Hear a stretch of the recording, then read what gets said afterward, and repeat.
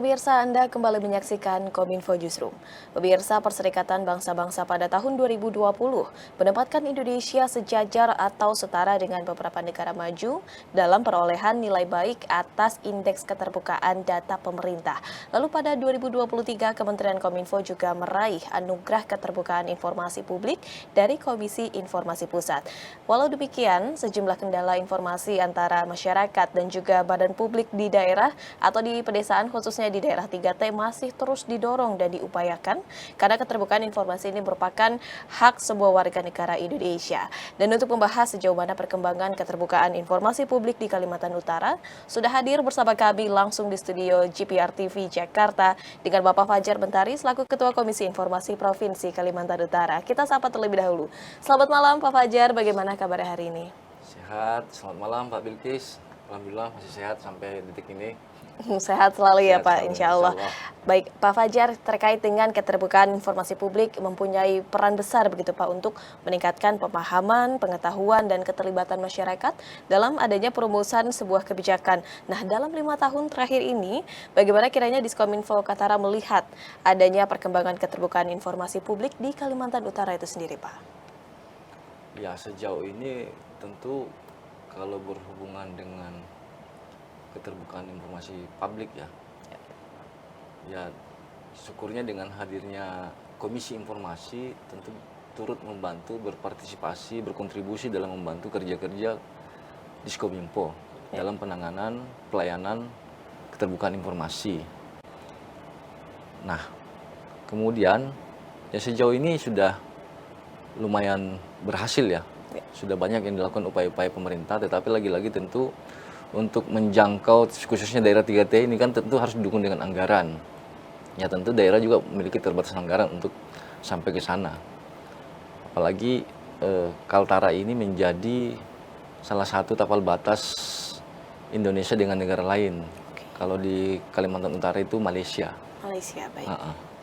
Baik, sehingga ini masyarakat apakah di Kalimantan Utara sendiri ini sudah mendapatkan pemerataan begitu Pak untuk informasi publik itu sendiri? Sejauh yang saya pahami, karena memang untuk daerah 3T ini, daerah tertinggal, terpinggir, terdepan, terluar, terpencil, bekas bahasa kasar itu terdiskriminasi ya, daerah terisolasi. Saya menganggap belum ya, karena memang untuk akses ke sana itu Mbak, kita naik pesawat kecil, itu dulu Susi Air, sekarang pesawat Smart itu maksimal penumpangnya itu 12 orang, itu kalau nggak bawa barang Mbak. Ya kan, tapi kan kalau untuk menuju ke sana tentu pasti mereka bawa barang kan. Kadang itu maksimal bisa sampai 7 orang saja untuk tiba ke sana. Kadang mereka naik kapal tempel, kapal ketinting itu lewat jalur sungai. Yang betul-betul memang di sana itu apa ya, dari sisi fasilitas infrastruktur itu sangat susah dijangkau. Termasuk internet itu tidak ada. Sehingga betul-betul kita ini harus kerja keras, terutama di Komisi Informasi kita diberikan mandat, saya khususnya diberikan tongkat komando dalam rangka memberikan pelayanan komisi, dalam rangka memberikan pelayanan keterbukaan informasi, itu juga sulit karena tidak ada alat pendukung untuk melakukan upaya-upaya itu. Lantas apa saja upaya yang mungkin sebelumnya tadi setelah disinggung sedikit oleh Pak Fajar, upaya apa yang dilakukan dalam meningkatkan keterbukaan informasi publik kepada masyarakat setempat yang ada begitu Pak Fajar? Ya, kalau saya ini kan memang kemarin baru dilantik 29 Desember kemarin, Mbak. Nah, jadi, dan ini program pertama kami untuk mensinkronisasikan kegiatan dengan Komisi Informasi Pusat. Kami juga sudah silaturahmi dengan Komisi Informasi Banten, Komisi Informasi DKI, barusan tadi ini. Kita juga harus banyak belajar ya, banyak berguru, karena kita jangan merasa karena kita masih baru juga, sehingga kita masih perlu banyak sharing dengan teman-teman yang sudah lama berkiprah di Komisi Informasi, seperti itu. Baik, kalau dari Pak Fajar sendiri melihatnya apa nih yang harus ditingkatkan atau yang harus diperbaiki dari adanya perjalanan Komisi Informasi sejauh ini di Kalimantan Utara seperti apa Pak?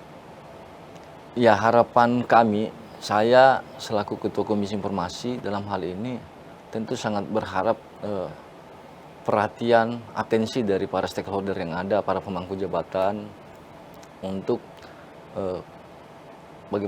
pemerintah, mulai dari pemerintah daerah, pemerintah provinsi, pemerintah pusat untuk bagaimana turut andil dalam rangka memberikan menyampaikan hak pemerataan informasi yang memang dijamin dalam Undang-Undang Pasal 28 F Undang-Undang Dasar 1945 dan Undang-Undang KIP, Keterbukaan Informasi Publik. Baik, apa rasanya Pak tantangan yang dihadapi sejauh ini oleh Komisi Informasi Provinsi Kalimantan Utara dalam meningkatkan dan juga mendorong keterbukaan informasi kepada masyarakat? Saya tidak terlalu khawatir ya kalau untuk daerah perkotaan yang sudah dengan hadirnya komisi informasi ini dalam rangka memberikan pelayanan keterbukaan informasi publik untuk daerah perkotaan, ini kan sudah sejalan dengan era globalisasi, era informasi teknologi, era IT, ya kan? Saya pikir sudah sangat strategis dan relevan dengan masyarakat modern yang demokratis yang menjunjung nilai-nilai transparansi, keadilan, kebenaran, akuntabilitas, dan kesetaraan di depan hukum. Tetapi tentu jauh berbeda dengan daerah-daerah 3T di sana ya, daerah-daerah tertinggal. Ya, kami berharap, saya tentu ingin bagaimana hak mereka itu sampai ke pelosok-pelosok, karena mereka punya hak untuk menerima informasi itu. Baik, kalau dari Komisi Informasi mungkin ada indikator penilaian begitu Pak, bahwa masyarakat ini sudah mendapatkan informasi yang serupa, masyarakat ini sudah juga mendapatkan, itu ada penilaian tersendiri nggak sih Pak? Kalau penilaian saya pribadi Mbak, ini pribadi ya. Kalau penilaian saya pribadi, saya menganggap belum sepenuhnya berhasil Mbak, belum maksimal, karena misalnya ada program beasiswa gratis di perkotaan. Apakah ada jaminan masyarakat di sana, di pelosok sana itu bisa sampai informasi itu? Betul. Ya kan? Sehingga negara harus betul-betul hadir, pemerintah harus betul-betul hadir bagaimana informasi itu dijamin bisa sampai ke sana. Ya. Itu satu contoh. Oke. Dan kemudian rencana jangka pendek mungkin saat ini begitu Pak, apa yang akan dilakukan Komisi Informasi Provinsi Kalimantan Utara untuk terus dapat memastikan bahwa masyarakat di Kalimantan Utara ini mendapatkan informasi yang sama begitu? Seperti apa?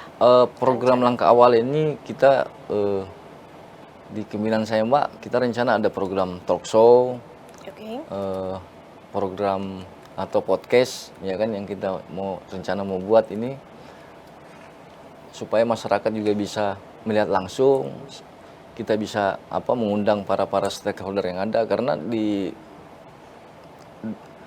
mohon maaf saja, masyarakat kita ini kan kadang misalnya di DPRD, nggak usahlah provinsi Kalimantan Utara, misalnya di satu kabupaten, Kota Tarakan misalnya, kita tidak mengenal semua siapa sih ketua DPRD kita, ya kan?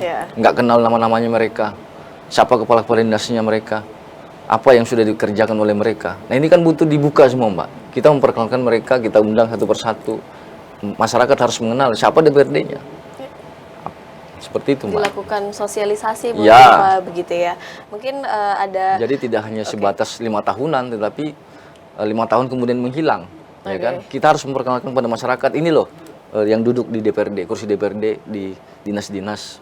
Seperti itu Mbak. Baik, menurut Pak Fajar untuk persebaran informasi yang merata begitu, media apa yang cocok kiranya Pak untuk bisa masyarakat terima semua di semua kalangan begitu Pak?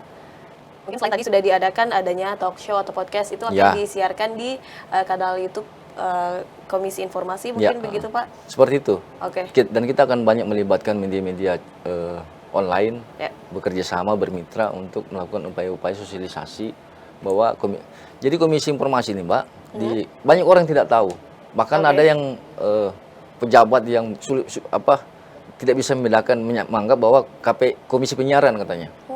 Jadi kurang dikenal, sehingga di tahap awal ini kita betul-betul harus mensosialisasikan bahwa ini loh Komisi Informasi dengan tugas-tugasnya, dengan tupoksinya dalam rangka memberikan pelayanan keterbukaan informasi publik.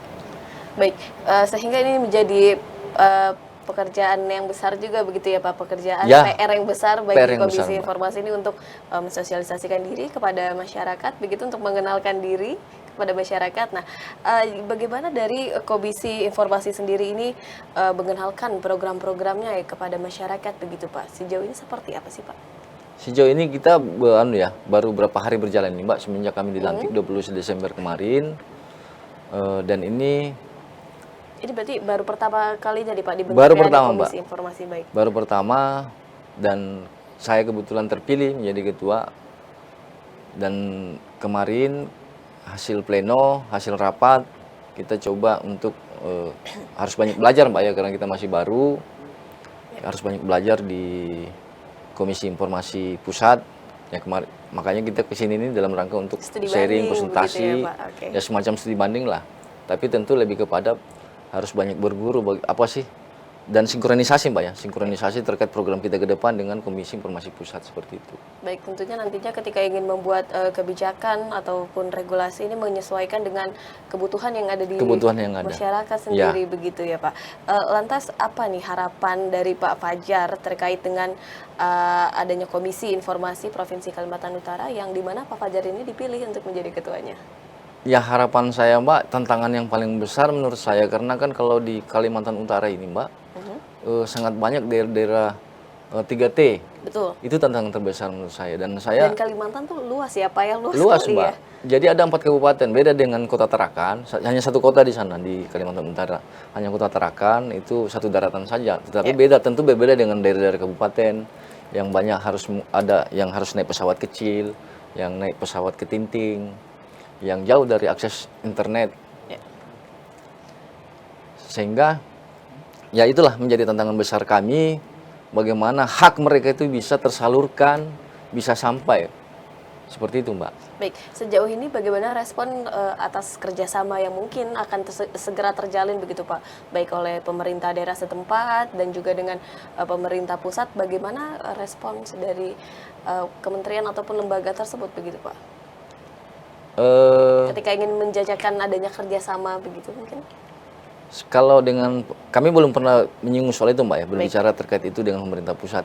Cuman kalau dengan kepala daerah Pak Gubernur dalam hal ini sudah melakukan upaya-upaya, beliau ini suka ke pelosok-pelosok daerah melihat masyarakatnya, ya sangat bermasyarakat lah, sudah sampai ke sana. Tetapi lagi-lagi untuk mengalokasikan anggaran ke daerah terpencil kan tidak, tentu ada kepentingan-kepentingan lain Mbak dalam hal pembangunan infrastruktur di daerah-daerah kota.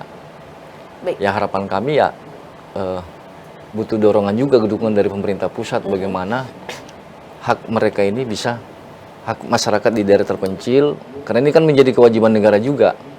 Nah, keterbatasan akses infrastruktur, fasilitas dan pelayanan ini kan hasil dari pemerataan pembangunan yang tidak merata di seluruh Indonesia. Iya.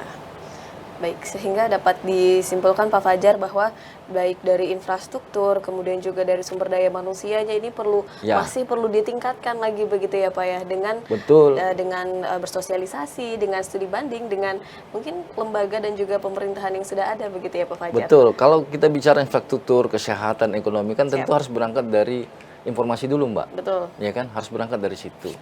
Yang dulu juga kenapa kemudian menjadi kota, kan sebelumnya hutan, desa. Kenapa bisa menjadi kota? Artinya kan negara mampu.